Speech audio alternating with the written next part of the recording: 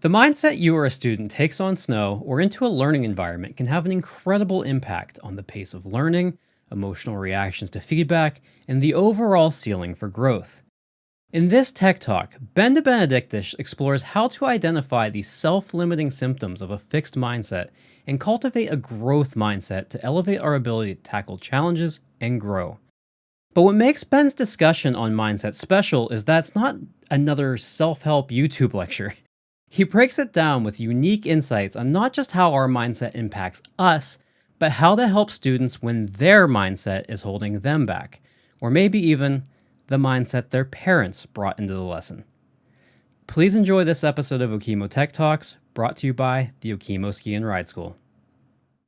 So I first came across growth mindset as a concept when I read Carol Dweck's book. It's called Mindset. She's a social psychologist that has done a lot of research in this field and coined the phrase growth mindset. And it's just kind of an exploration of self-conceptions and how the self-conceptions shape behavior. And she dips a little bit into some coaching, psychological coaching that's kind of more relevant in the sports psychology world. And we're going to talk about that a little bit as well. So if there was just like kind of one infographic that could explain the growth versus fixed mindset in a really succinct way, it's this right here. I know it might be a little bit difficult to see, but most importantly, you'll just see that fixed mindset's on the left and growth mindset's on the right. Big thing to note is just how this mindset affects the way that we approach challenges and obstacles. You'll notice on the right here, or on the left, the fixed mindset is more rigid, sees things as black and white, versus a more fluid or dynamic or unconstrained mindset. So the big ones that we're going to talk about would be kind of how we view a fixed mindset tends to see effort as a kind of a negative thing. Almost the idea that you should have these innate skills and talents versus developing them in more of that growth mindset. So it's really important to understand that your mindset is different per each activity or even like segment of intelligence here. So, as snow sports, we tend to be pretty bodily kinesthetic aware. That's something that we're working in all the time. And so you might be more likely to have a mindset of growth there and understand that you can put forth effort and, develop more skills over time versus maybe another one of these types of intelligence. Maybe see if you can pick one out for yourself, like where you feel like you're more open to growth, and then maybe an area where maybe less so. I know for myself, bodily kinesthetic is definitely a strength of mine, where maybe that logic, smart, mathematical world is maybe less of my wheelhouse. So just understand that your mindset is specific to different types of intelligences. So kind of as we're talking about this, you might say, hey, I feel like I'm pretty open-minded. I feel like I am open to growth and learning. So like, is this for me? The short answer is yes. So Carol Dweck in her book, she has this quote saying, there is no pure growth mindset. There's no such thing as perfecting this. There's always room to grow and room to be more open. So as human beings, we have ways of kind of sabotaging our own learning. And I'm a big fan of Calvin and Hobbes. I don't know if you're into that, but I thought this was really relevant here. Calvin's doing a pretty good job of procrastinating. I know we all like to play in the snow. But one key concept here is this idea of rationalization. Obviously, rational thinking is good, but we can sabotage ourselves by rationalizing away what might have been really meaningful feedback or a really meaningful experience. You could, for example, you could say, hey, I didn't have a great day on snow today because the snow conditions weren't good, or my setup wasn't quite right. I didn't have the right edge bevel, or whatever it was. It's really important that you take a step back and try to just have that experience without any excuses or rationalizing like that very immediate feedback. So I had a bit of an anecdote I wanted to share with you that I think highlights this concept of growth versus fixed mindset really clearly. I recently was a phys ed and health teacher at a local middle and high school, Harwood Union High School. And I was teaching this phys ed class, and one of the favorite activities of the class was flag football. It was pretty easy to get the kids engaged with that. And throughout the day, our first couple days of playing flag football, the kids were having a lot of fun and they seemed really engaged. But I noticed that there was a lot of name calling coming about. And one of the names that they were using frequently was a try hard. So, I would watch a student perform well, like maybe make a great catch or grab a flag in a really athletic way. And then his friends or classmates just be like, oh, what a try hard. And that was something I'd never really experienced before. It just was odd to me that the student that was excelling was the one that was, being teased a little bit. So I asked a question. I was like, what is a tryhard? And the kids explained to me that it's someone that's always trying to overachieve or going a little bit over the top. Seemed kind of odd to me, and I wanted to learn a little bit more. So if we kind of take this graphic here again, and we look at effort, like what kind of mindset does this student have if they're seeing that effort is a negative thing? That's pretty clearly in that fixed realm. Same thing with the success of others. What would have been a more productive learning environment if those students were cheering their friend on rather than making fun of them for putting forth so much effort. So it's pretty clear that these students were in this fixed mindset, and I have a couple of pretty good ideas why. So as we all know, adolescent age kids are pretty susceptible to social pressure, and they tend to be really motivated by social acceptance of their peers. So this idea of avoiding effort comes into play because if you don't try, if you don't engage in a high level, you don't risk the embarrassment of failing or risk not achieving in the way that you had set out to. So these kids had a pretty keen awareness of the judgment of their peers, and that was a pretty strong motivator for them, and that's kind of what was driving their behavior. Students are also aware of academic assessment. And it sounds funny, but in phys ed, it's a huge part of what the kids are doing on a daily basis. They know that they're being assessed on their participation. And this assessment is generally pretty fixed in nature. So if you imagine that standard A, B, C scale of grading, it kind of assigns like in this case, an alphabetical, but like a numeric categorization of students. So if we're aware that this fixed mindset comes about during assessment, why do we even bother doing it? As snow sports instructors, we know that it's necessary to evaluate the students so that you can target the lesson for their abilities. What happens with these numeric assessments is that the kids become very attached to them, and their self-esteem, their self-worth is attached there. So I bet you can imagine a situation teaching at your home mountain, a student getting fixated on the assessment. Maybe you're sitting there filling out a progress card, or you're talking to them about, the next steps in the progression of what terrain you might be skiing or riding on.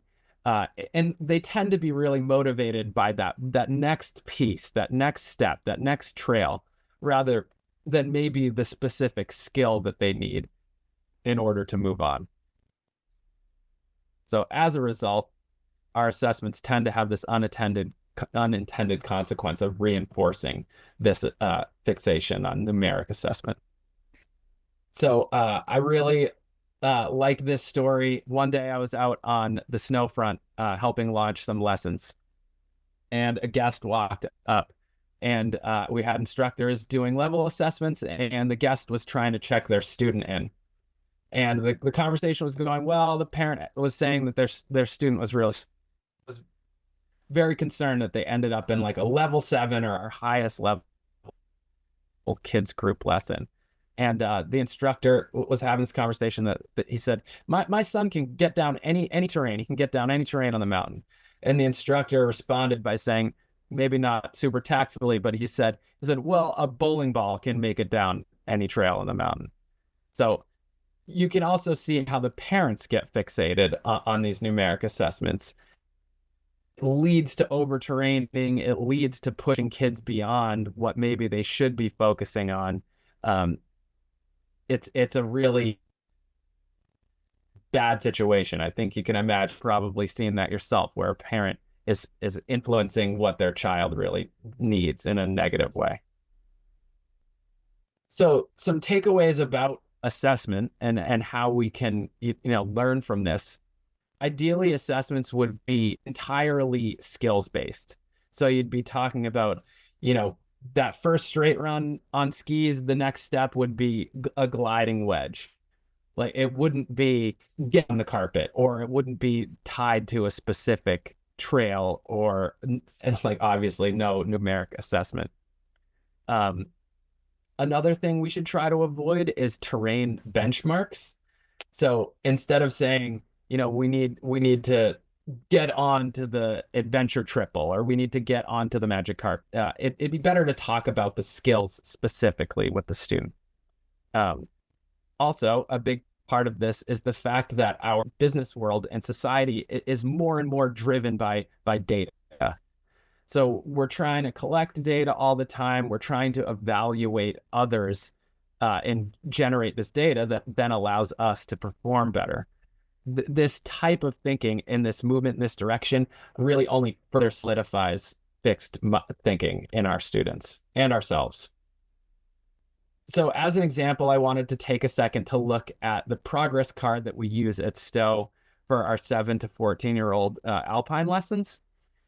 This is certainly not perfect. By any means is it perfect. Looking at this, there was already some things I'd like to change. But we did add a couple things that I really like. The first of which you can see in that upper left-hand corner, we have a spot where the students can express their goal for the day. So, and we encourage the instructors to coach the kids to make up whatever is most exciting for them. So like, if they want to ski like a dinosaur, that is a fine goal for maybe a 3 or 4-year-old, probably not 7 to 14. But if the 7 to 14-year-old's goal for the day is that they want to be able to ski with mom and dad off of the gondola over on Mount Mansfield, that's a great goal. It gets them more engaged with something that they can see as very tangible and meaningful to them. But I wanted to point out a couple things that are maybe not totally ideal. So that first arrow down, you can see controlled link turns down inspiration. Inspiration is our kind of first trail off of the adventure triple that someone would ski after riding their first chairlift ride. Obviously, this is against what I was talking about using trail designations, but it's very, very specific, and it allows people to see the type of pitch that we're talking about. So even when you try to run these assessments through this filter, knowing that you're trying to coach towards growth mindset, it can be very challenging. But the next one down is a great example of being specific to a skill. So you'll see control speed with head shape, not wedge size. Perfect. It's attached to a skill. It's exactly what we're talking about. Another example, steer skis to match after the fall line. And then again, this third arrow, you can see we ended up using a terrain designation again. It's better, in my opinion, to use trail names rather than like our standard green, blue, black designation. It's not ideal to be fixating on those. This last arrow you see here, comfortable skiing the front 4. Those, if you've been to Stowe, they're like our famously steep and difficult, challenging trails. But even with my input into these report cards, you can see how terrain designations are still going to be coming into play. So that gets us through kind of the first segment of my presentation, just talking about what the growth mindset is and trying to get us calibrated here. The next phase would be talking about how we can learn from failures. A failure is kind of like that ideal moment for an opportunity for learning, but it can also be very scary. So when we're talking about processing failure, we can talk about our own personal development and also the development of our students. For ourselves, we want to find ways to avoid reinforcing the fixed thinking. Same for our students, but the strategies are slightly different, and we're going to talk through that a little bit. So when we're talking about our own personal development, we're talking about our concept of self, which is like obviously very central to our being, and it can be challenging to talk about. And in order to really make some progress here, we have to be radically honest with ourselves in the way that we respond in the face of a failure or in a challenging situation. So the self-concept has a lot to do with how we feel we're perceived by others, and in turn, our own self-esteem. As I said, we're going to have to try to be radically honest here. So here's this part where we're going to do a little activity. So if you wouldn't mind grabbing that scrap of paper and a pen, we're going to work through a little activity here that might help a little bit. So basically, we're going to make 2 columns on this piece of paper. And on the left side, I'd like you to write down maybe a skill, a hobby, or an activity where you feel that you already own this growth mindset, or you feel really confident. And then on the right side, the other side, maybe a skill or activity where you feel less confident. So on the next slide, I'm going to show you some questions. They're pretty straightforward. You're going to answer the question in the 2 columns based on the activities. So the idea here is that when we're faced with a failure in this skill or activity, first question is, am I prone to rationalization? So is your immediate response going to be to try to answer this question and try to understand why it happened? Or are you more likely to kind of spend some time and just feel it and acknowledge what has occurred? The next question is, do I seek to place blame on others, equipment, environment, etc.?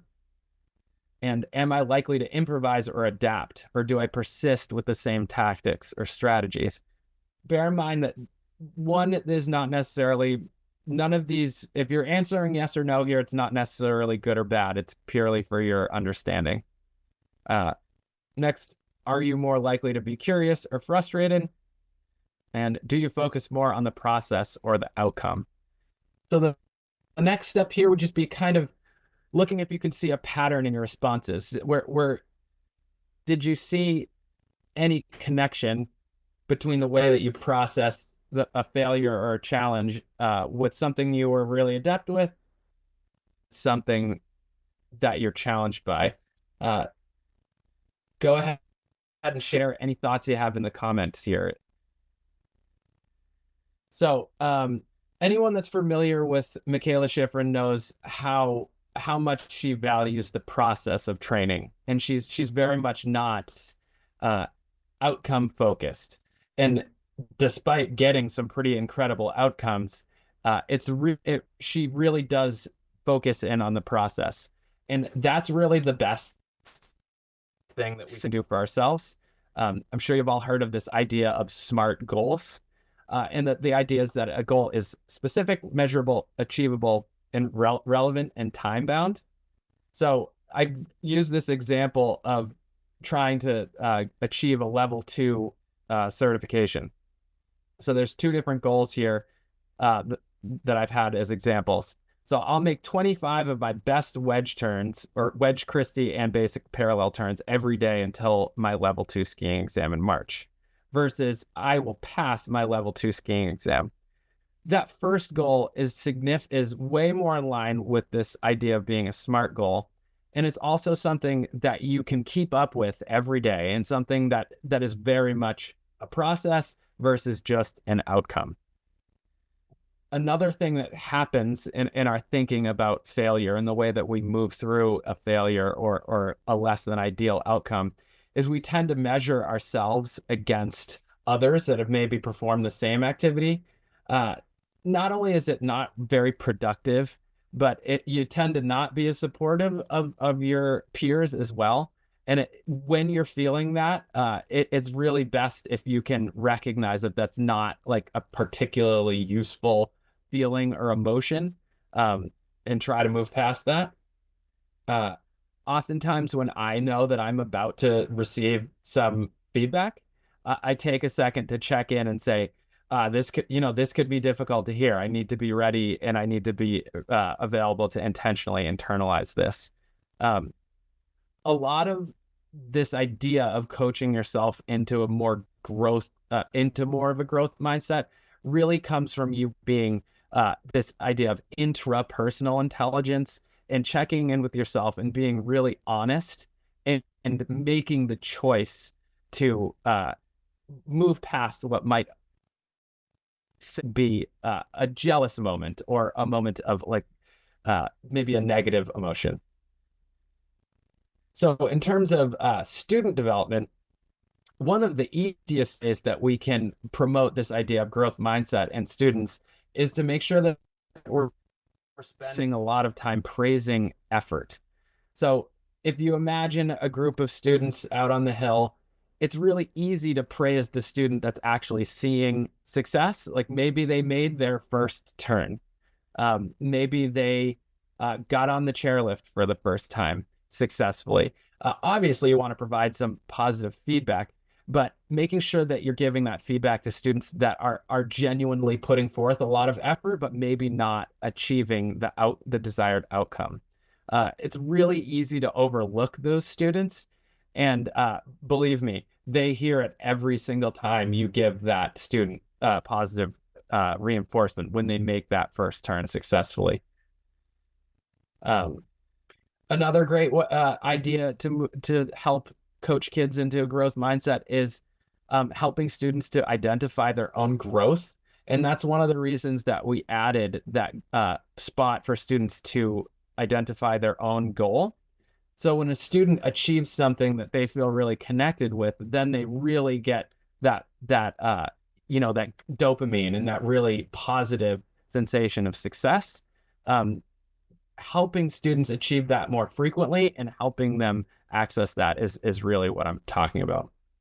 Another thing you can do is call out a student when they're like, with the name calling or the try hard thing. It's like, hey, why are you giving your friend a difficult time here for doing something well?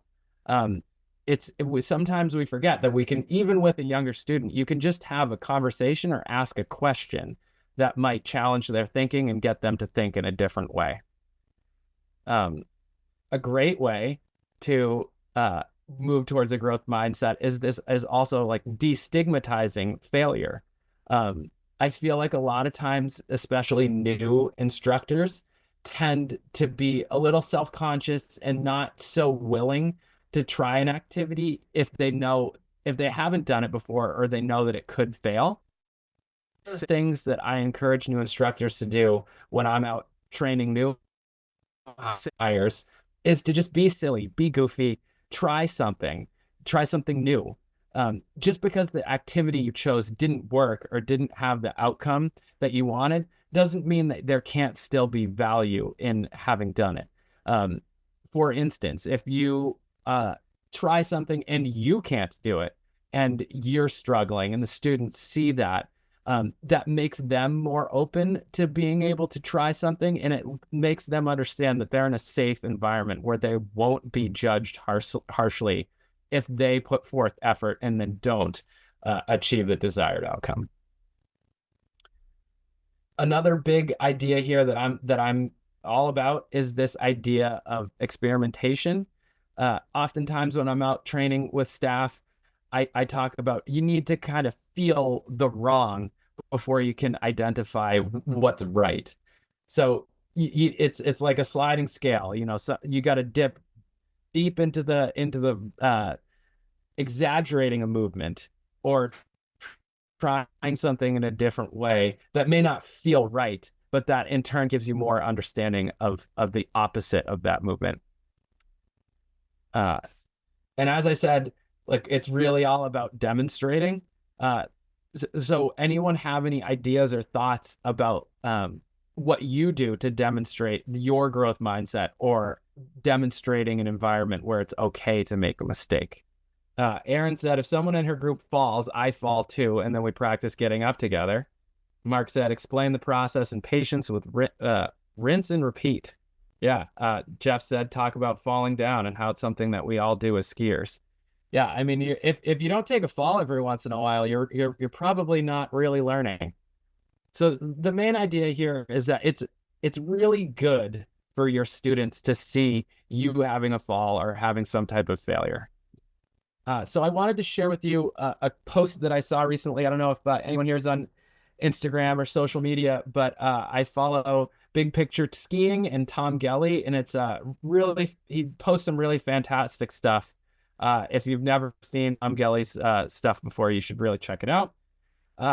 He was talking about this idea of water logic, and it's very similar to growth mindset, but it was a different author and slightly different concepts that I hadn't seen before, but the post was really intriguing.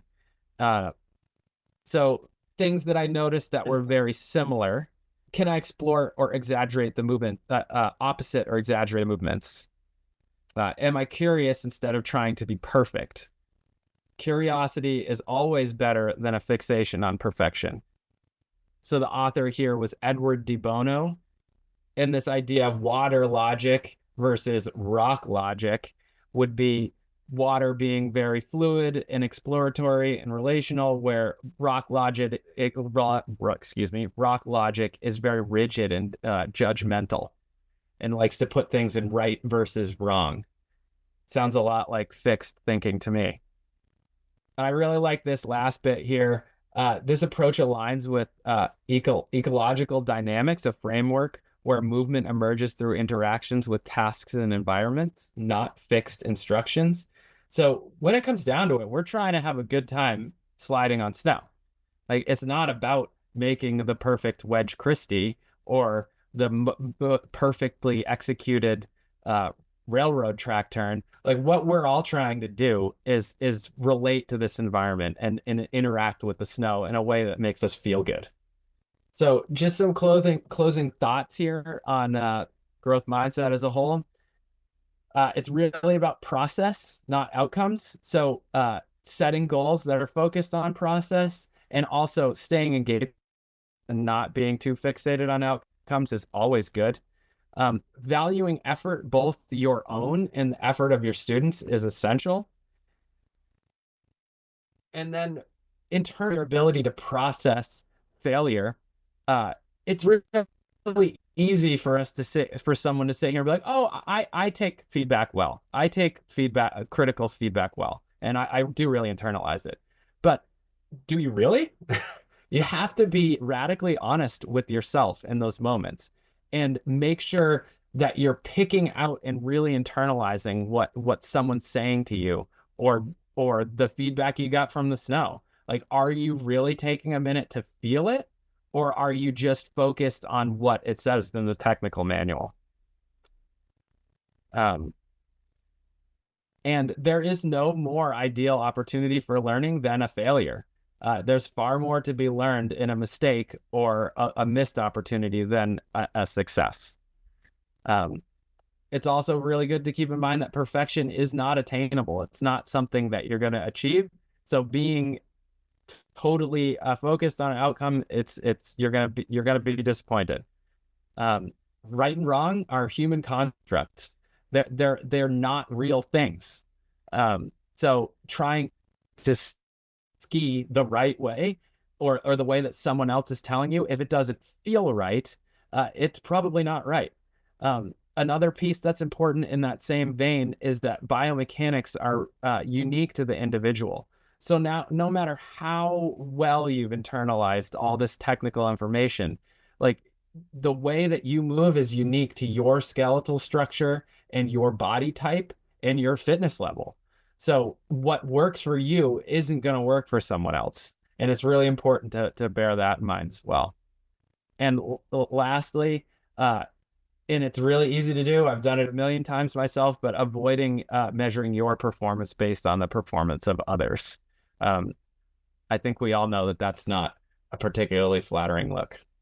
I was gonna say I will just add a comment there. I really like your one point on that your closing comments slide there about like how failure is an opportunity to learn. And I think some people kind of look at that and they're like, yeah, okay, whatever. But like, I'm sure you can reflect on, or you can relate to this, Ben, but some folks don't get a lot of opportunity for coaching, for themselves. Yep. And approaching problems when, let's say, like your skis are not performing the way you want them to with curiosity instead of avoidance is like sometimes is one of the biggest ways that I learn and coach myself.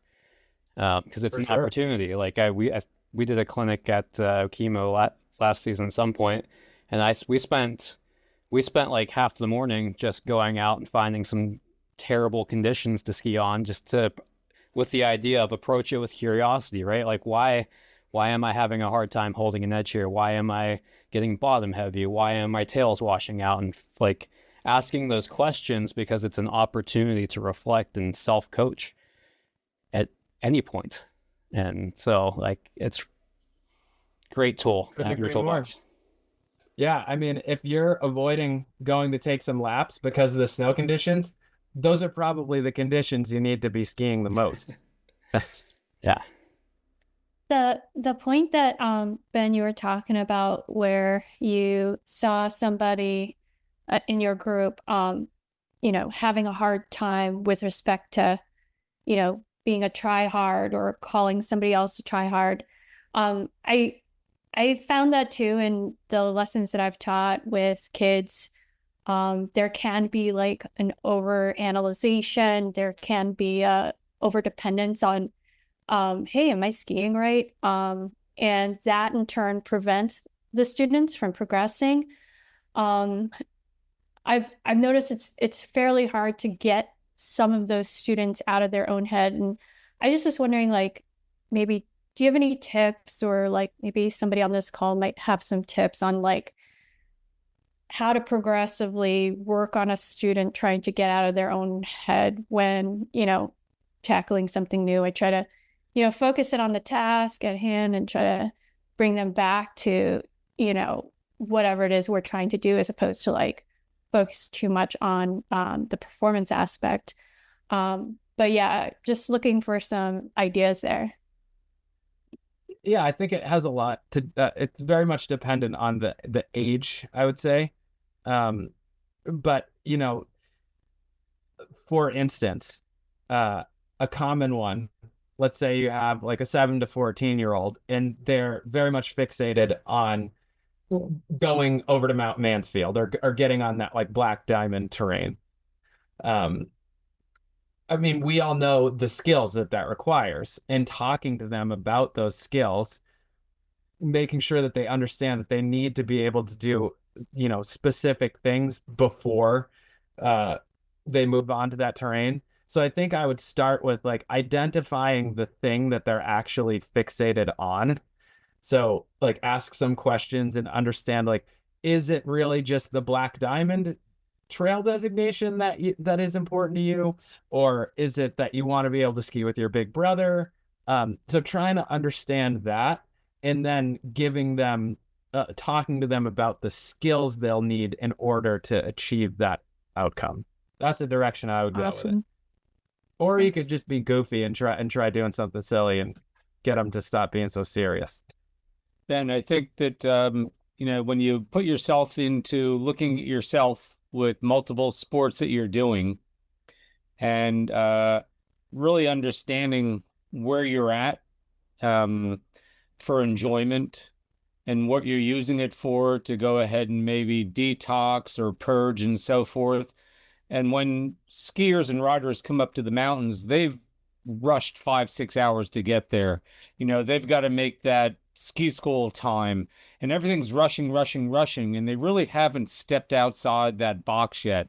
and enjoyed the environment. And I think when you take them on the journey and you slow things down a little bit and put some fun in there and do inspirational teaching and coaching and recognizing and celebrating these small little things, that all of a sudden they start to breathe properly and they start to enjoy the experience a little bit more. But so much we're in this hamster cage where the faster we run, the faster the cage goes. And sometimes trying to get them out of that, also with expectations, just getting them present is so important to helping elevate the experience. Are some of my thoughts. Yeah, that's interesting, Mark. It got me thinking about, some of the expectations that parents bring to their vacation itself.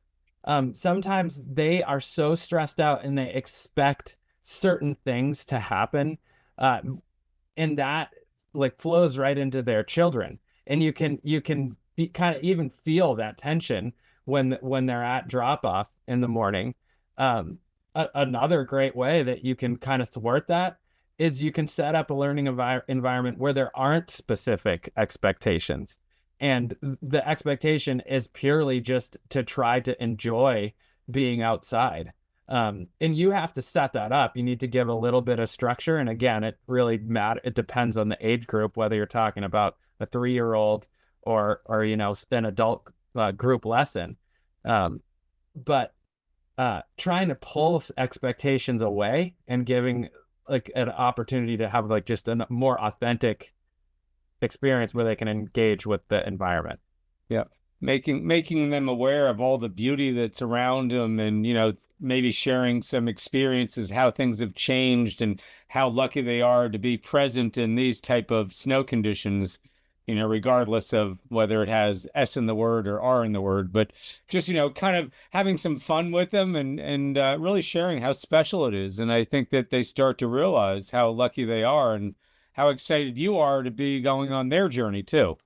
Yeah. I'm looking at a comment here from Tom Beck, working with actors. That's a really interesting idea that, it's the desired outcome could be up for interpretation. I think the question we get sometimes is the student will ask, well, how am I doing? Am I doing it right? And I always kind of throw it back to them and say, well, how did it feel? And then we'll listen to how it feels. I said, well, I thought it was pretty good too. This time, why don't you see if you can feel this, this, and this as we take a couple turns. And that's the way to get them past that. Am I doing it right? From the outside, is it looking good? And trying to get more to the inside. What are you feeling and how are you improving? Just a thought. I completely agree, Steve. You can't think your way down the mountain. No amount of analysis will get you sliding down the mountain. You have to feel it and you have to do it. And if you can do whatever you can do to get a student to recognize that, is going to help them. That they're not going to be able to process it any other way other than feeling it. So I did want to put in a little pitch here for our training crew at Stowe. This is our list of about 20 trainers we have, and we would love to have you come join us up on Snow. It's a great crew, and just sign up on instructor.snow the same way you would down at Okemo or your home mountain. We'd love to have you.